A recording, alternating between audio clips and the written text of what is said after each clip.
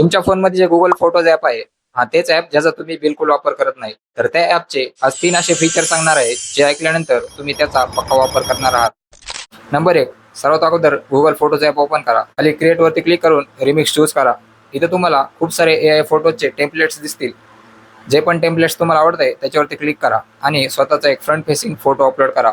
आणि जनरेट वरती क्लिक केल्यानंतर थोड्याच वेळात तुम्ही जसा फोटो चूज केला होता तसा तुमचा एक फोटो बनवून तयार होईल. म्हणजे आता AI फोटोज बनवण्यासाठी कोणालाही प्रॉम्प्ट मागायची किंवा प्रॉम्प्ट लिहिण्याची गरज नाही. नंबर 2. तुम्ही तुमच्या नॉर्मल व्हिडिओला असे पिक्सेल आर्ट व्हिडिओमध्ये कन्वर्ट करू शकता. त्यासाठी क्रिएट वरती क्लिक करा. वरती व्हिडिओ रिमिक्स वरती क्लिक करा. इथे तुम्हाला काही टेम्पलेट दिसतील. इथं पिक्सेल आर्ट व्हिडिओ हे टेम्पलेट सिलेक्ट करा आणि तुमचा व्हिडिओ अपलोड करा आणि जनरेट वरती क्लिक करा. थोड्याच वेळात तुमचा असा पिक्सेल आर्ट व्हिडिओ तयार होईल. नंबर 3. वरती प्लस आयकॉन वरती क्लिक करा आणि खाली स्क्रोल केल्यानंतर इथं इम्पोर्ट फ्रॉम अदर प्लेसेस त्याच्यावरती क्लिक करा.